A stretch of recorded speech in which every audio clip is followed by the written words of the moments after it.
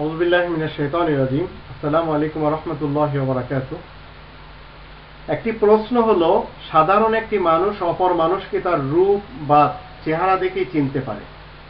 পিতা মাতা, ভাই বোন, আত্মীয় স্বজন, পশু পাখি, কীট পতঙ্গ, গাছপালা, ভালো মন্দকে বুঝতে পারে। এসব কিভাবে সম্ভব? আল কোরআনে কি এ ব্যাপারে কিঞ্চিত কোনো ব্যাখ্যা রয়েছে? এই ব্যাপারটি নিয়ে যদি আমরা কোরআনের ভিতরে 91 নম্বর সূরা আশ-শামস এর আয়াত 6 থেকে 10 দেখি, তাহলে এখানে আমরা দেখতে পাই আল্লাহ বলেন, ওয়াল আরদি ওয়া মা তাহাহা ওয়া নাফসি ওয়া মা সাওয়াহা ফাআলহামাহা ফুজুরাহা ওয়া তাকওয়াহা ক্বাদ আফলাহা মান যাক্কাহা ওয়া ক্বাদ খাবা মান দাসসাহা। আল্লাহ বলেন, আর এই পৃথিবীর আর যিনি তা বিছিয়ে রেখেছেন এটা প্রমাণ করছে, আর এই মানুষের আর যিনি তার অঙ্গাদি সুষম করেছেন, তারপরে এগুলি সব প্রমাণ। আল্লাহ বলেন, তারপরে অনাচার থেকে বাঁচার জন্য আর পরেজগার হওয়ার জন্য যে বুদ্ধির দরকার, আল্লাহ সে বুদ্ধি বিবেচনা প্রত্যেকটি প্রাণীকে দান করেছেন। সেই তো নাজাত পাবে যে নাকি নিজেকে পবিত্র করে নেবে, আর যে ব্যক্তি তাতে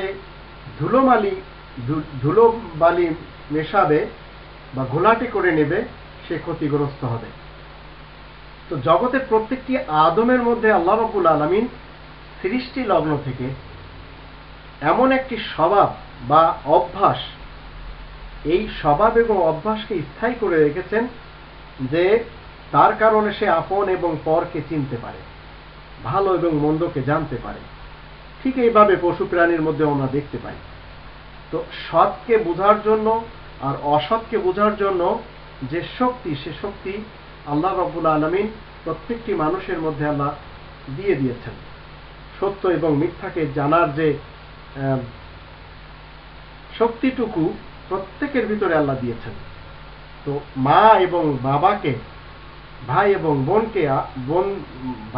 বোনকে, আত্মীয় স্বজনকে, পাড়া প্রতিবেশীকে, পরিচিতদেরকে মানুষ চিনতে পারে। ঠিক এইভাবে লাভ এবং লোকসানকে মানুষ জানতে পারে।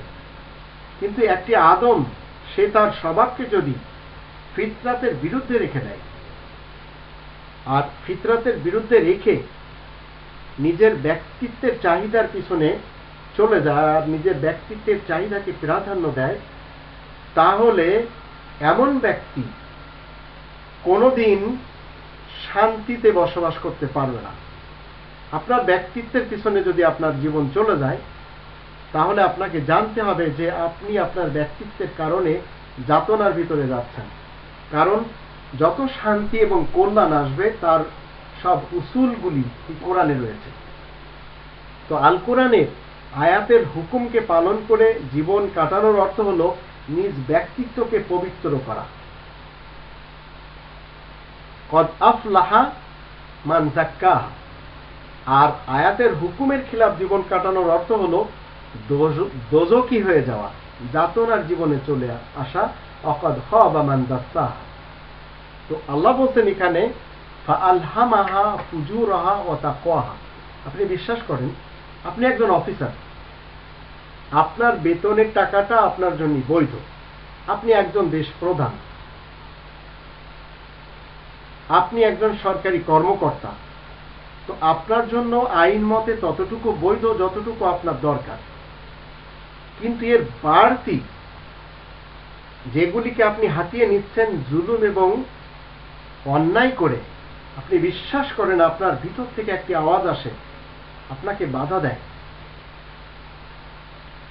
একজন মানুষ যখন আর একজন মানুষ তাকে ঠক দেয়, একজন মানুষ আর একজন মানুষকে ঠকাচ্ছে, তখন কিন্তু এই লোকটির ভিতর থেকে একটি আওয়াজ আসছে যেটা খারাপ কাজ। একজন পুলিশ যদি একজন জনতার শরীরে গুলি করে অন্যায়ভাবে, তখন কিন্তু তার ভিতর থেকে একটি আওয়াজ আসে যে তুমি এটা খারাপ করছো। একজন দেশ প্রধান যদি তার জাতির সাথে প্রতারণা করে, তখন সে নির্জনে বসে জানতে পারে যে এটা আমি অন্যায় করছি। তো মানুষ কি করে, যখন মনুষ্যত্ব থেকে অমানুষ হয়ে যায় তখন সে হিংস্র প্রাণীর থেকেও নিকৃষ্ট হয়ে যায়। তাই সে আপন এবং পরকে চেনে না, সে ওই করতে থাকে যা তার ইচ্ছাতে আসে এবং যা তার মন চায়। তো আপনার মনকে যদি রবের ইচ্ছার সাথে সম্পৃক্ত করতে পারেন তাহলে আপনি একজন মুমিন আর মুসলিম। অন্যথায় আপনি যতই স্লোগান লাগান যে আপনি একজন বড় ধার্মিক, আপনি কোরআনের দৃষ্টিতে অমুমিন এবং অমুসলিম।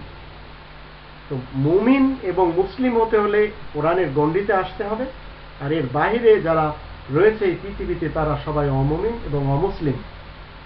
তো প্রত্যেক মানুষ এবং প্রত্যেক প্রাণী তারা একে অপরকে চিনতে পারে, এই শক্তিটুকু কোরআনে এইভাবে বর্ণনা করা হয়েছে যে তাদেরকে দেওয়া হয়েছে ফাআলহামাহা ফুজুরাহা ওয়া তাকওয়াহা। সবাই ভালো কাজের জন্য এবং মন্দ কাজের জন্য সবাই জানতে পারে। আর এইটি সবচেয়ে বেশি যাদের জন্য প্রযোজ্য তারা হলো ইনসান, মানুষ। জানোয়ারের ভিতরে যার যতটুকু দরকার, যে জানোয়ারের যতটুকু তার চলাফেরার জন্য দরকার ততটুকু তাকে দেওয়া হয়েছে। প্রত্যেকটি প্রাণীকে আল্লাহ তাআলা এটা স্থির করেছেন তাদের ভিতরে যে তারা মানুষের কন্ট্রোলে আসবে। মানুষ বিভিন্নভাবে হাতিকে কন্ট্রোলে নিয়ে আসছে, বাঘ ভাল্লুকে কন্ট্রোলে নিয়ে আসছে, সাপকে কন্ট্রোলে নিয়ে আসছে। তো এগুলি তাদের ভিতরে আল্লাহ তাআলা স্থির করে দিয়েছেন যে তারা অধীনস্থ হবে মানুষের। আর মানুষকে আল্লাহ বলেছেন যে মানুষেরা অধীনস্থ হবে আল্লাহ তাআলা। কিন্তু আজ মানুষকে গোলাম বানিয়ে, দাস বানিয়ে পৃথিবীতে বিভিন্ন ধরনের অস্ত্রের জোরে, হাতিয়ারের জোরে, শক্তির জোরে, ক্ষমতার বলে রাজত্ব করে যাচ্ছে। কোরআনের দৃষ্টিতে এই নিয়ম নীতি শুরু দিন থেকে আমরা দেখতে পাই। ভালো এবং মন্দের যে জাস্টিফিকেশন করা, এই শক্তিটুকু আল্লাহ তাআলার পক্ষ থেকে। ইনসান যদি ইচ্ছা করে তারা সবাই তাদের ইচ্ছার কারণে সবাই আল্লাহ তাআলার অধীনস্থ হতে পারে, আল্লাহ তাআলার খাস এবং বিশেষ বান্দা রূপে জীবন কাটাতে পারে। তো আমাদেরকে জানতে হবে ভালো কি মন্দ কি, সৎ কি অসৎ কি, হালাল কি হারাম কি, এগুলি আমাদেরকে জানতে হবে এবং আমরা সবাই জানি এগুলি। কোরআনের মাধ্যম দিয়ে বিশেষ করে জেনে তা থেকে দূরে থাকতে হবে। এটি আল্লাহ তাআলার ফয়সালা।